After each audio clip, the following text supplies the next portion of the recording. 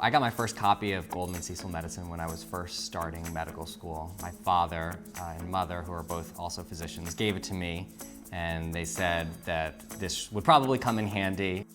I used it throughout medical school. Everything is in there that a doctor could ever need to know, so certainly everything a medical student could ever reasonably be expected to know is in there. There's only one other competitor. I tend to buy both, and I tend to use both, but I like the Goldman textbook because I think it's a more direct teaching tool. I'm able to access the ebook version online from anywhere, even from home, and I use it to, of course, put together lectures for interns and medical students.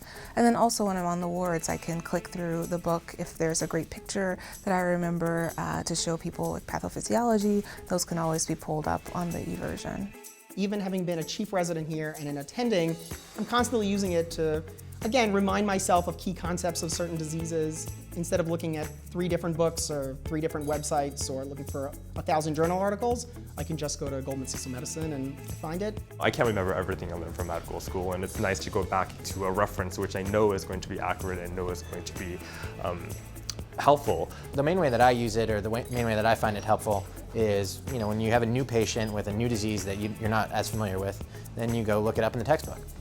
My strategy throughout residency would be to pull on the chapter relating to whatever patient I admitted the day before onto my iPad. The ultimate goal of every resident is to look like a genius on rounds.